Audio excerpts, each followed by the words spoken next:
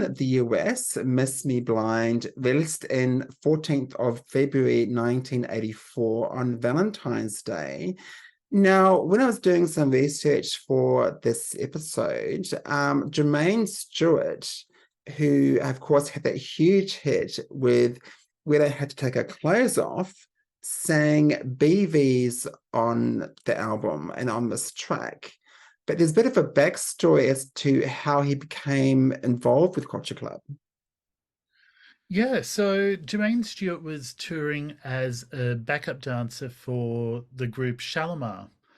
And when they toured England or London specifically, Mikey took a shining to Jermaine and, they formed a friendship. And that's how sort of Jermaine got introduced to, I guess, the rest of the band and recorded the backing vocals on Miss Me Blind. The other sort of Shalimar connection to Culture Club or Miss Me Blind in particular is Roy's guitar solo. Hmm. So when it was proposed that Roy would do this guitar solo, or when Roy put it across in a meeting that he wanted to do a guitar solo in Miss Me Blind, the others were kind of sort of dismissive on it, particularly George, where they're like, oh, it would look like that we were copying sort of Eddie Van Halen doing the guitar solo on Beat It. It's Right. like, what are we doing? And, why would we do that? And in the end, Roy kind of recorded it on his own in the studio with the others not around. And he was kind of influenced more by the disco funk sound that Shalimar had. So between Roy's guitar solo and Jermaine Stewart being on backing vocals, there's the Shalimar connection there, and that's something they Yeah. sometimes mention in their live shows now as being an influence there.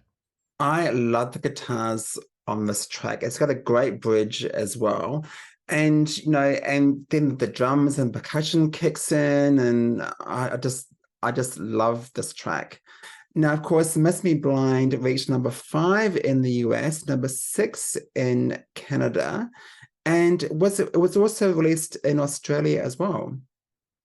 Yeah, Australia's probably got the distinction of releasing all five Colour by Numbers singles, because with its overseas release, a lot of territories didn't want to put out Victims because it was a slow song and stuff, and particularly the US wanted a song that was upbeat, so they went with Miss Me Blind. So Miss Me Blind and It's a Miracle, their video clips were kind of recorded within days of each other. So if you watch both clips back to back, one references the other and the other references it back. Like in Miss Me Blind, you see the board game that features in the It's a Miracle video Yes. clip, and the other way around, when George is surrounded by all the Culture Club paraphernalia and the TV screens, at the end of It's a Miracle, you see a bit of the Miss Me Blind clip in there.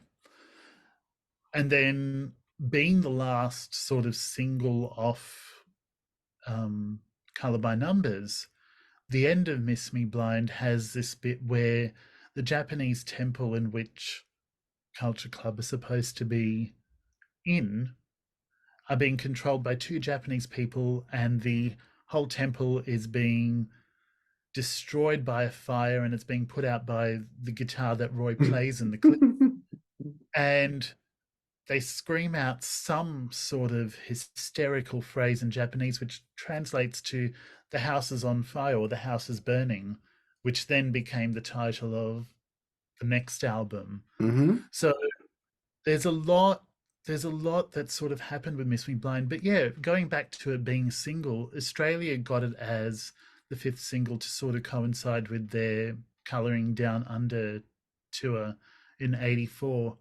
And it wasn't as big a hit here as, say, the four singles which preceded it, because by then everybody had had the album, and Yeah. the album had also been repackaged with a bonus poster, to go with the tour. So Love the everybody was buying posters the back in the album day.